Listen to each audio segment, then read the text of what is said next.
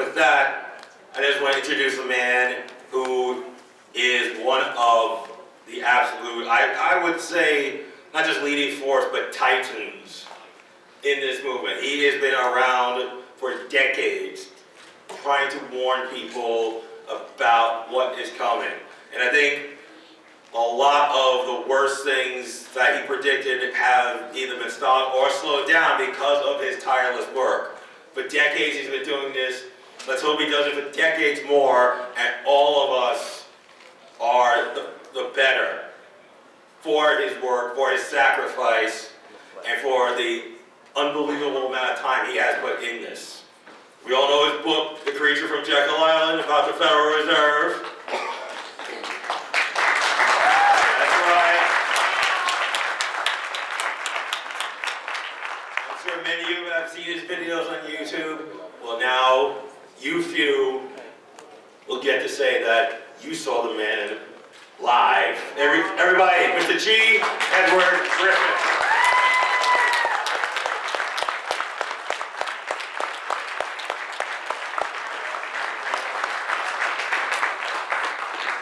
Well, thank you for that. Thanks, ladies and gentlemen. Well, you are the die-hard group. You stuck through all of this. I'm surprised you're still here. Not burned out. Wait till I'm done. Yes, we have more bad news. That's what you needed, right? Well, actually, there is some good news here, and that is that I've never given this particular talk before, and so therefore it probably won't be as long as my usual ones. The truth is, normally I do a lot of preparation for talks, and I wind up with these ponderous dissertations. So the good news is I'm not going to bore you with a 2-hour, laboriously prepared presentation. I'm going to bore you with a 45-minute, recklessly prepared presentation. And as you know by now, my topic, assigned topic, which I was delighted to get, is Agenda 21. Now, to move right along on this topic, there are two versions of Agenda 21. There's what I would call the popular version, or perhaps the Wikipedia version. And then there's the Griffipedia version, which I will give you at the end of my presentation, which will be kind of a summary of what I'm talking about. But let's start with the Wikipedia version. It's the general image that most people have. If they know anything at all about Agenda 21, they have a pretty good feeling about it because of the way it's generally described. Now, and this is pretty much it. It goes like this. At the present rate in the world, life on Earth, as we know it, is doomed. It's doomed because of certain forces, huge, ponderous forces, which must be controlled. And those forces are the excessive human population. We've all heard that argument. We must do something about that. The next one is the exhaustion of natural resources. The next one is pollution of the environment. And the fourth really is sort of a subcategory of the previous section about pollution, and that's global warming. Global warming is indirectly related to all of this because we are told it is caused by CO2 production, which is related to industry. It's a byproduct of industry. And aside from the fact that CO2 is actually quite harmless, it's non-toxic to humans, and it's vitally essential to plants. In spite of that, it's still classified as a pollutant because of its assumed causal relationship to global warming. And we all know that global warming, we're told, is deadly, and if we don't do something about that, life will be extinguished on this planet. So there's basically the argument. Now, the rest of that argument is that because all of these threats are related in some way, or the direct result of human activity, therefore, it is obvious that the only solution to all of this is to control human activity. And therein lies the basic premise of Agenda 21. That is the argument, the justification for all of it. Now, therefore, this being the case, if you wanted to take this as sort of a resolution, everything I've just said is a whereas, a whereas, a whereas. Now we come to the therefore. Therefore, Agenda 21 is a plan created by the United Nations to establish what kinds of controls are needed and what kinds of mechanisms are needed to enforce those controls.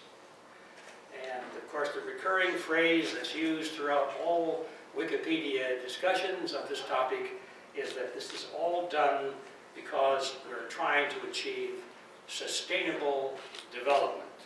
And that is the key phrase you hear over and over and over again. So therein lies the basic description of what Agenda 21 is. And if you come into the topic without any preconceived ideas and you read the literature that's put out by proponents of this program, it doesn't sound very menacing. It sounds somewhat benign at worst. And to many people it sounds like it's absolutely wonderful that wise men and trustworthy committees are at work to solve this problem, because we certainly are concerned, are we not, about the future of life as we know it on this planet. We're concerned about the kind of a world that our children and our grandchildren are going to live in. So for many people, they're very grateful to know that there are people at the highest levels at the United Nations and elsewhere who are working to solve this problem. Now that's the Wikipedia description and understanding of my topic here tonight. Now, a little bit of nuts and bolts history on it before I get into the more interesting part. This won't take long, but we need to know this, nevertheless.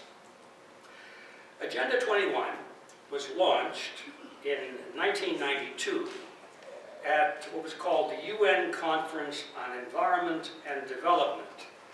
And that was held in Rio de Janeiro, as I said, in 1992. And that's, of course, Brazil.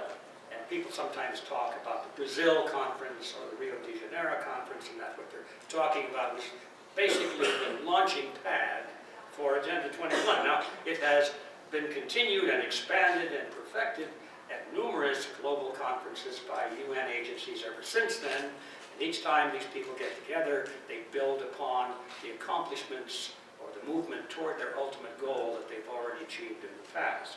So this is not a static phenomenon. It is a growing and accelerating phenomenon. Now, the 21 in Agenda 21 stands for the 21st century, which is the timeline that these people have in mind for the complete implementation of Agenda 21. And at the rate they're going, I think they're going to achieve that goal much sooner than the end of the 21st century. Now, the implementation is intended to occur, according to the plan, to occur simultaneously at many levels of government throughout the world. They're working on it at the international level, of course, which is its birthplace.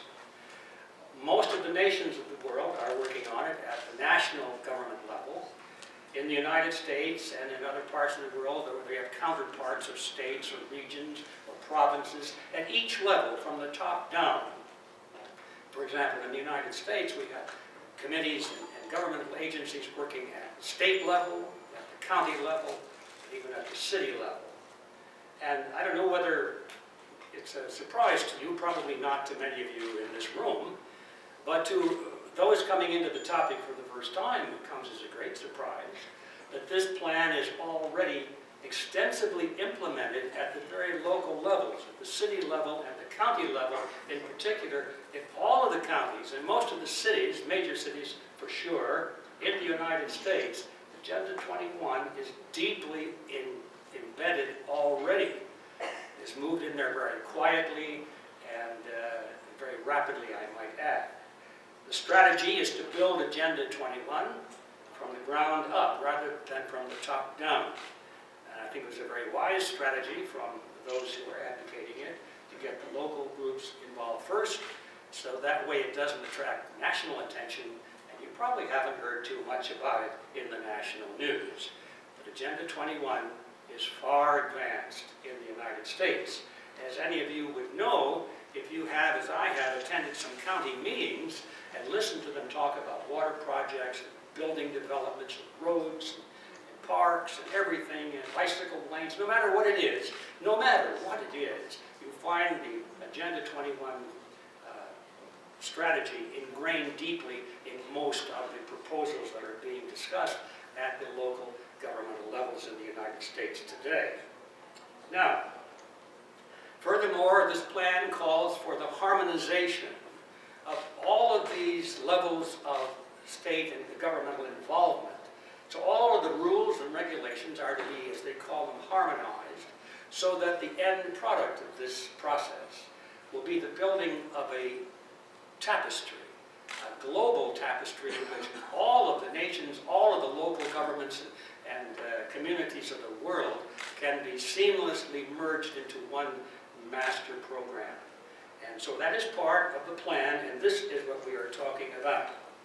So having said that, now let's take a look at the plan itself, and I think the best place to begin is take a brief look, at least, at some of the assumptions that are built into this strategy. Some of the assumptions that are seldom challenged and most often just accepted as a fact of life.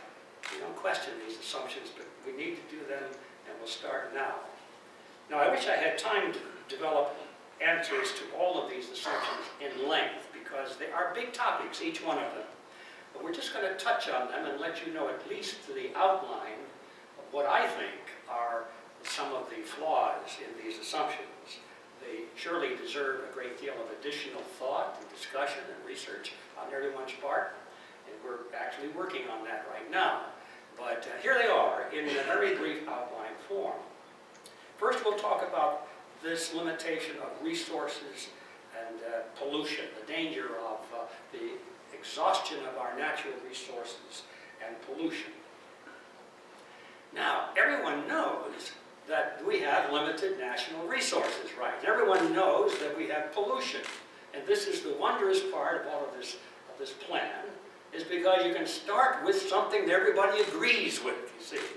Anytime you've looked at a polluted stream, you think, we've got pollution. You can see pollution in the sky, pollution in the air, pollution in the water, debris all over the land, and you say, you're arguing that there's no pollution, nothing to worry about? No, I'm not arguing that at all. I'm the greatest anti-pollution guy you've ever seen. I'm the one that recognizes that there are limitations on natural resources, and they need to be protected. We're not talking about the what. We're talking about the how. This is the issue that is never discussed.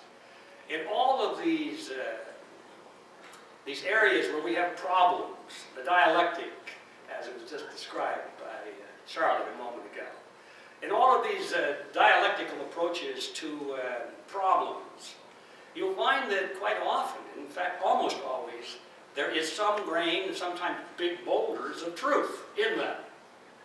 And so you sometimes find yourself being maneuvered into a position where in order for you to argue against it, you have to deny the obvious truth, and therefore you lose the debate, don't you? Because you don't realize that that's not where the issue rests.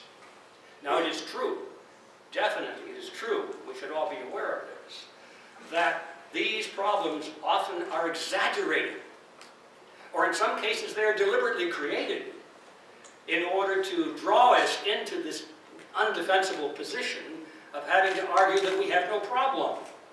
It's true, but nevertheless, the real solution, the real answer, the real winning side of the debate is based not on the problem, but on the solution. Now, I'd like to give you just an example. This in itself is worthy of an entire presentation. Perhaps you can get somebody here next year to talk about that one. But it's a book called Report from Iron Mountain. Has anybody read that book here? I've got a lot. 1, 2, 3. Okay, very important book. If you've read my book, Creature from Jekyll Island, you'll find a major part of one of the chapters toward the end devoted to a summary or kind of a book report, you might call it, on the report from Iron Mountain. Now, the report from Iron Mountain was actually published in 1967 by Dial Books, and it was a bestseller at the time.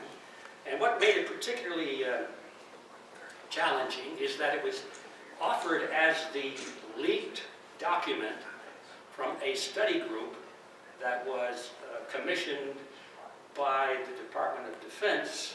This was during the Johnson administration under the, let's see, at that time the Secretary of Defense was McNamara.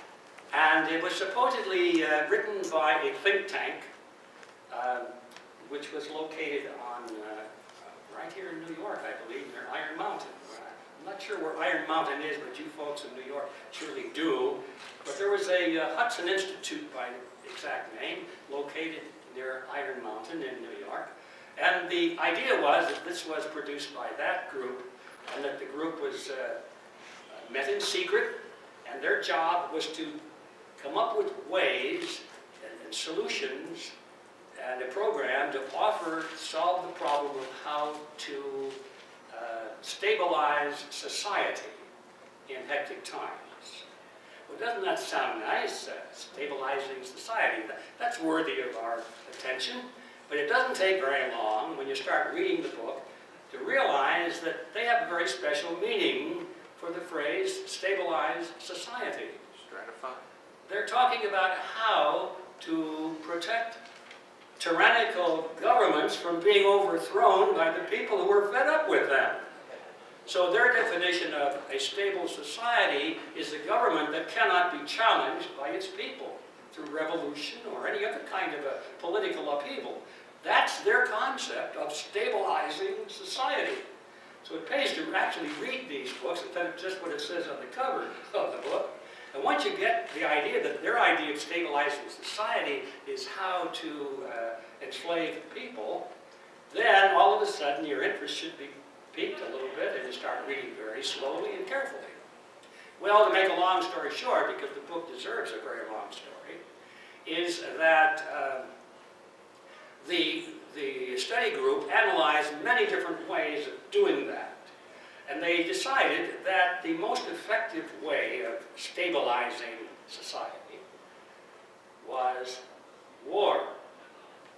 Because in times of war, people are frightened so much by the threat of a horrible fate from an enemy that would come in and destroy their cities and plunder their land, that they would undergo any kind of sacrifice. They would take any kind of insult to their liberties in order to exchange that for security from a dreaded enemy. War has always been the best way, said the group, of stabilizing society because people will follow their leader no matter how bad the leader is. He's better than this image of being conquered by an enemy. And then they said, however, what happens if we succeed in our goal of having a united world where there are no longer any nations, and all the nations are disarmed, which doesn't really mean disarmament, but merely means the transfer of their armaments to a world body. So it's not the elimination of arms or nuclear weapons, that kind of thing. It's the concentration of those nuclear weapons and other weapons of mass destruction in the hands of a global government. And then none of the political units could rebel because they would be without the military force to do so. And then people would still have to be controlled. You can't have war because war is now defined out of existence. Anytime you would use an atomic weapon against a group of people or a region, it would then be called peacekeeping operations, for example. So war would be defined out of existence because war, according to these people, is military conflict between nations. If nations don't exist, you can't have war, but you can have peacekeeping operations. And so people that are being killed in acts of war would be killed by peaceful bullets and peaceful bombs. And so they talk about this sort of thing, perhaps not in exactly the same blunt analysis that I just gave it, but that's the drift of it very clearly. And so they said, well, okay, we have to find in anticipation of this nationless world, we have to find something other than war. Now, what could it possibly be that would have that same kind of specter, that same kind of fear, that people would be willing to give up anything and everything to protect themselves from it? Carbon dioxide. And they go through the whole list of things, and they talk about even an invasion from outer space, from an alien force. They said, you know, we could make that look pretty realistic. There are ways now we could convince people that we're being invaded by aliens. Now that would unite the world. They would be so afraid of alien technology. They talk about this. They talk about all the possible things. And usually they say, well, they come to the conclusion at the end of each one, they say that it probably won't work as well as war, either because of, in the case of alien invasion, it might be a little difficult to make it convincing enough. They talked about inventing the image of it, but it has to be credible, they said. They didn't say it had to be real. They said reality is not essential in this issue. They said credibility is essential, but not reality. This is incredibly important when we're talking about the dialectic. This is incredibly important when we're talking about the reality of the world in which we live. Anyway, they said some things cannot be credible yet. Maybe we'll figure out some way to make that one credible. And other things are not horrible enough. But they came up with one that they thought had extreme possibility. And that was environmental destruction of the planet. Now they said everybody knows that we have pollution. Everybody knows that. So we start off already with people in partial agreement with us. They said we could also deliberately create environmental catastrophes, which would be so horrible that it would sensitize the world, or at least large portions of the world, to the danger of environmental destruction. That we could create these things. And they said this would warrant such fear on the people of the loss of their environment, the loss of the future for their children and so forth, that they just might be willing to buckle under and take any kind of insult to their liberties and lowering of their economic standards. They would take anything from a tyrannical government in order to protect the future of the planet. They talked about this. Now, you've got to read this book, and by the way, somebody, actually it was Alexa, I believe, or no, anyway, yes, just before my introduction, they mentioned we'd be passing this sheet around for anybody that would like to receive our free unfiltered news. If you put your name on there, I will see that you get an email that shows you where you can acquire this book if you're interested. We have it in our bookstore. Also, if my recording is working, I will be glad to give you a free download of this presentation. If you would like to give us your email, I'll send you a link so you can download this presentation. Okay, having said that, we go back to the main track. Now, even if the threat of environmental disaster is real, or even if it's not as bad as we're told, it is bad, nevertheless. And regardless of that, regardless of whether we agree or disagree on whether or not environmental catastrophe is as real as they say, whether it's exaggerated or whether it's non-existent, the question remains, how do you solve it? Now, there are two approaches to solving problems of this magnitude. There's the one approach which is seldom followed, and that's the freedom of choice approach. That's the approach of individualists who believe that the individual is more important than the group and all of that sort of thing. Most of us here in this room, I think, if we knew the word a little bit better, we would agree that we're all individualists as opposed to collectivists who believe that the group is more important than the individual and everything that flows from that important distinction. Individualists believe that the individual is the foundation of society, and that most of the problems of the world can be solved with focus on the individual and individual action as opposed to group action.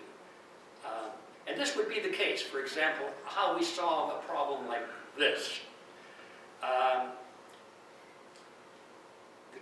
collectivists believe that people have to be forced.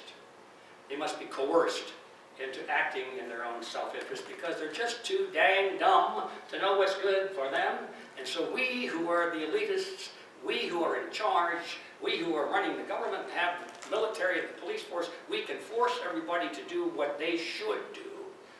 And therefore, we are doing a very good thing for them, for their own good, by forcing them to follow our rules and regulations. That's the collectivist approach. The individualist says, no, that it's better to do it with voluntary action. For example, I'll just give you a quick example. This is not my topic. I'll move along later. But you can tell a collectivist from an individualist pretty easy on this score. Collectivists believe that seatbelts are important. You know, seatbelts prevent damage, human damage. People get into accidents. They can be killed or injured if they don't wear their seatbelts. And therefore, let's pass a law and make it illegal not to wear seatbelts. And anybody that doesn't do what they're supposed to do, we got a fine for them, and if they repeatedly do it, we're going to put them to prison, if necessary, for life, you know? Because that's our obligation to society, is to take care of all these dumb people and force them to do what is right. That's the collectivist mentality. The individualist says, well, seatbelts are a good idea, I agree. Yeah, I wear my seatbelt. People should wear seatbelts. People get hurt by not wearing seatbelts. But we think that the best way to solve this problem is to educate people, to show by our own good example that we follow the rules and so forth. But we don't believe in sending people to prison because they're not doing what we think they ought to do. That's sort of what I'm talking about. Now, does this apply to big issues like environmental disaster and so forth? Yes, it definitely involves that sort of thing. Why do restaurateurs and gas station operators keep clean restrooms? Is it because there's a law that forces them to do it and they're going to go to prison if they don't? Well, I've been in a few where that probably would be the case, but most of them are very clean because it's in their own enlightened self-interest to do so. They're following the profit motive. They don't give a dang about your convenience, but they know that if they don't do this, you won't come back. So the greedy little capitalists that they are, they follow the profit motive and they do what they should do. The same thing applies on the bigger scale to most of these problems. It is in the enlightened self-interest of these big bad corporations and some pretty small bad corporations too, to do what the public wants them to do, because if they don't, they will go out of business. Now that is the individualistic approach to these problems. Nobody ever talks about that at the government level. Why? Because they're in the government. Now government's business is coercion. They're the ones who are paid to pass the rules and the laws and to put you into prison. This is their mindset. Don't expect anything to come out of that group except government, laws, coercion, rules, regulations, and fines and penalties. That's what comes from that group because that's their job, that's their mindset. And so this is basically the problem. Nowhere in any of this discussion, at least in the Wikipedia version, will you find any recognition to the role played by the power of enlightened self-interest in the solution of these major problems. As I said earlier, I wish we had time to explore these concepts, that one in particular, when you ripple it out and you bring it down to the smallest and the largest activities of human behavior, you will find that the profit motive, if you will, the enlightened self-interest concept is much more effective than the concept of using coercion. I mean, coercion is the last resort, and anybody that thinks that government is the best answer for solving these problems and controlling these big corporations, take a look next time at what goes on in Washington or your state capital, and then ask yourself the question, who has more influence over your elected representatives? The people or the big corporations? And you all in this room know the answer to that. So when you depend on government and you think that's the answer because they are, quote, elected by the people, and, quote, you have set yourself up for a situation in which these corporations or any wealthy group or individual for that matter, is able to bribe the gatekeepers and twist things around for their benefit, and the individual loses. Well, that's my comment, at least the brief part of it, on this resources and pollution. But let's move on to population. Population is a real problem, isn't it? And here again, we have the very factor that I have been talking about, which is, well, it's not quite the same, because there is a strong argument against the dread of overpopulation. You don't hear it very much. But everyone takes for granted that the population is on a doomsday course, and that if we don't do something to stop these people from reproducing, you know, the argument, why, well, there goes the microphone again. Somebody told me to look out for that microphone. They believe that if we don't stop these people from reproducing, why, in a few years, the planet will be covered with human flesh, and it'll be mounting toward the moon at a speed faster than light, you know? And, okay, that, you get the idea. I'm exaggerating, of course, but sometimes the stuff you read is almost in that category.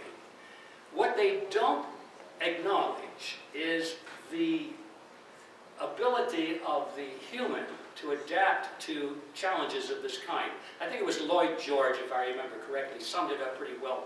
He said, more crows, less corn. More humans, more corn. And there it is, you see. The assumption is that we have limited food resources, and if the population continues to grow, first thing you know, there'll be too many crows and not enough corn. They forget that humans have this amazing capacity to expand the food supply.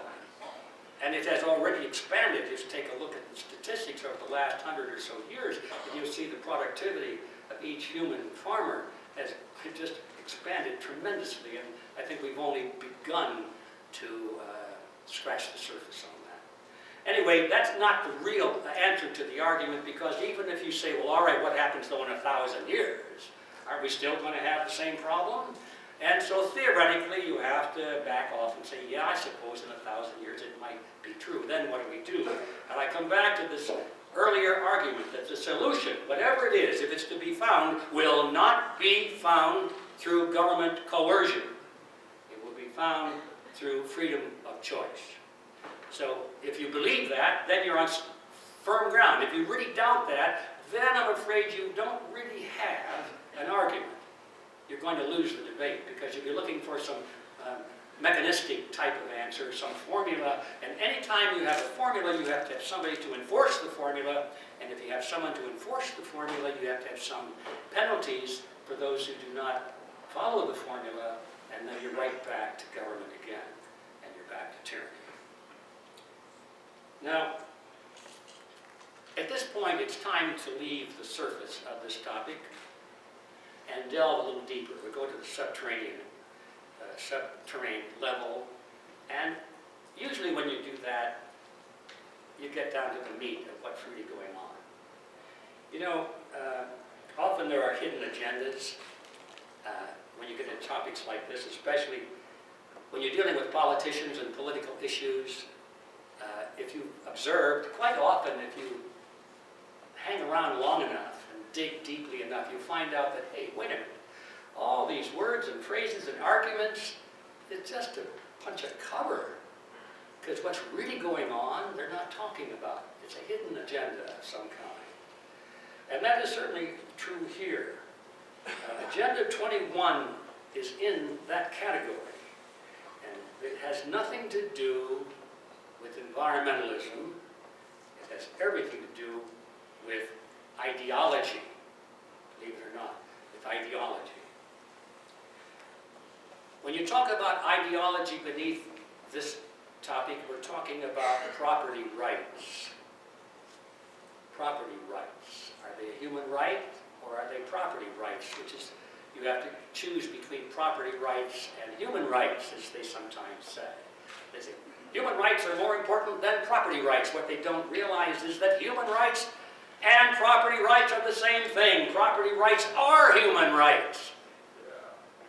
And they'd like to get you confused on that issue.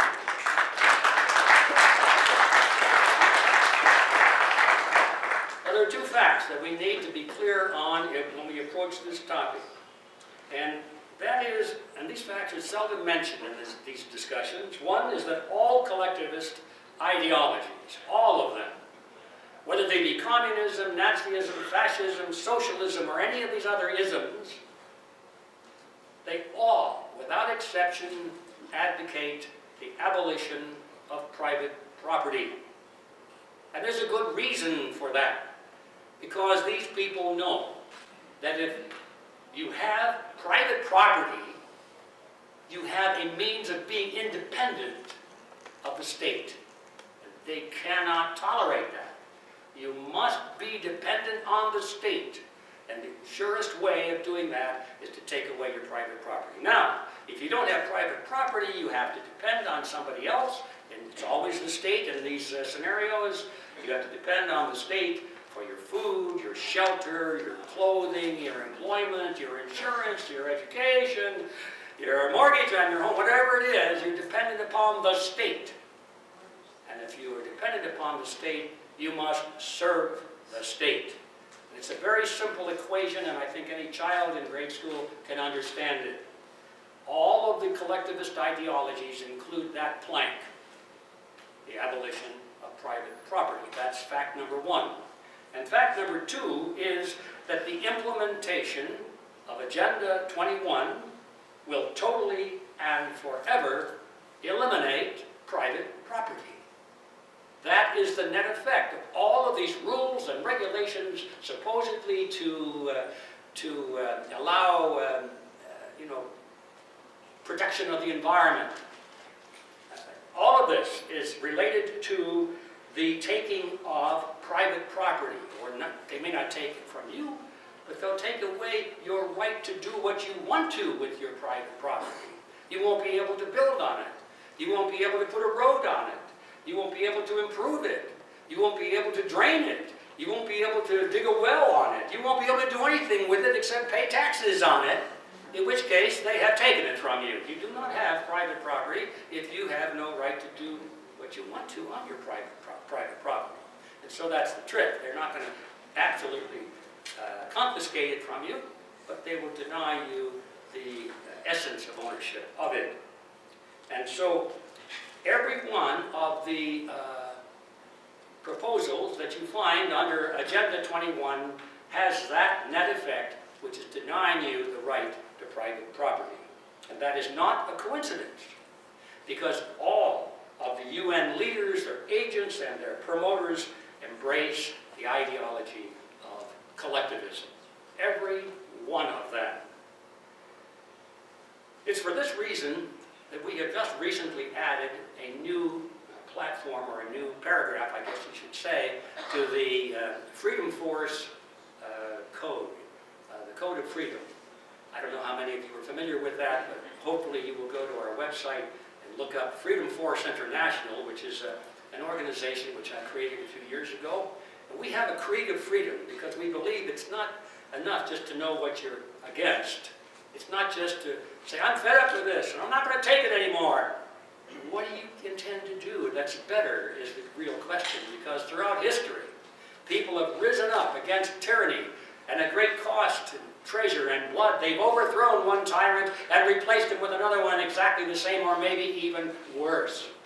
Because they never asked questions about, what does the new man believe? They came to the conclusion that, well, anything would be better than the guy we got. Does it sound like American politics? Yeah. They don't know who they're not voting for anybody, they're voting against somebody. And that's the condition that brings about one tyranny after another. Because nobody knows what they want, they only know what they don't want. And so we feel that in Freedom Force International that it's important to know what you want. So if you ever had, wouldn't it be wonderful if you had an opportunity to rebuild or to restructure, you better have a plan ready to go. And so we have some platforms in the Creed of Freedom, And we just added a new one having to do with private property, and I'd like to read it to you because it sums up this issue with Agenda 21. I believe that the human instinct for private property is a positive force because it is an incentive for production, which is necessary for the material support of mankind. It justly rewards those who use limited resources wisely and punishes those who abuse them. Those without private property must depend on others for survival, and those who depend on the state must serve the state. Therefore, private property is a human right essential for prosperity, justice, and freedom. So that's the plank, and that is a summary of why private property is under attack by Agenda 21. Now, I've just been told that I have 5 more minutes. Thank you. I've just been told that I have 5 more minutes, so I've got to cut all through a major portion of this, which is to everyone's advantage, including mine. And the part I was going to cut through was the other issues leading to the other platforms in the Creed of Honor, but I will just mention them by title. In the Creed of Honor, the Creed of Freedom, excuse me, the Creed of Freedom, we have a statement regarding the origin of rights. Do they come with you, or are they added to you by the state?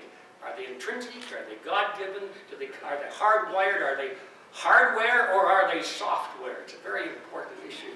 You find collectivists on one side, individualists on the other side. The next issue is group supremacy, which is the superior foundation, or the logical foundation of society? Is it the individual, or is it the group?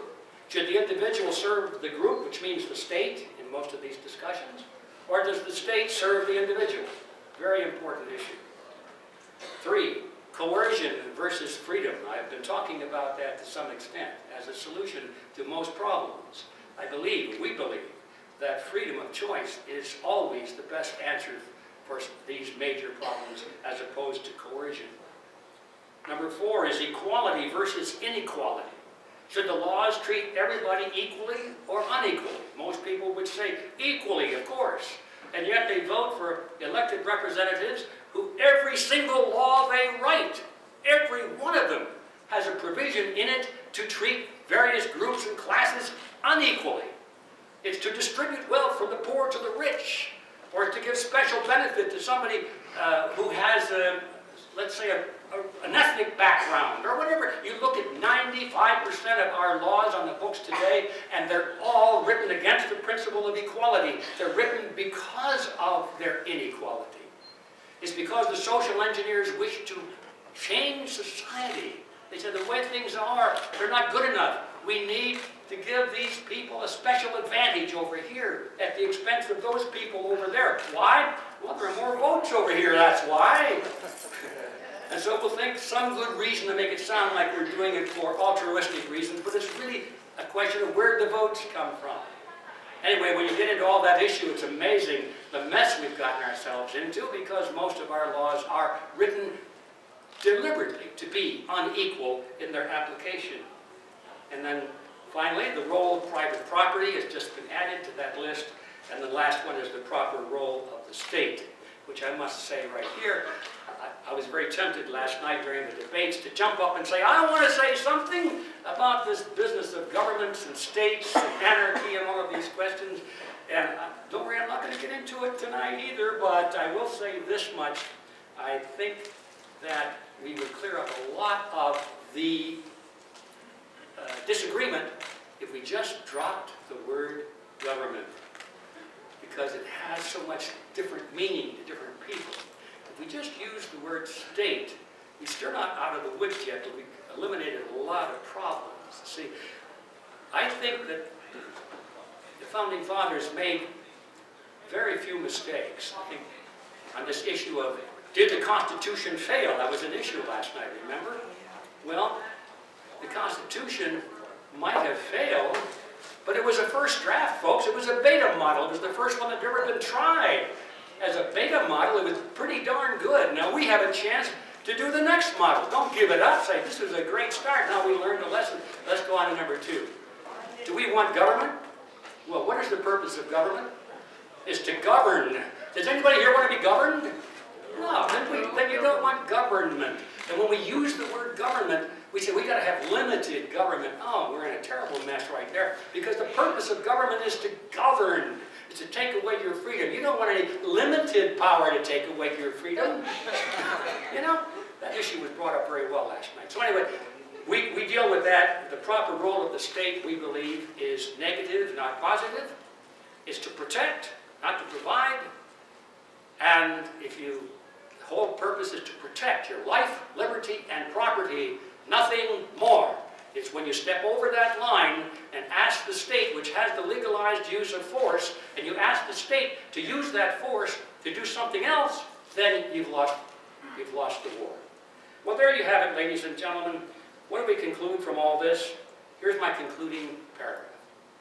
This is the Griffopedia version of Agenda 21. Agenda 21 is described by its promoters as a heroic plan for sustainable development and preservation of the environment.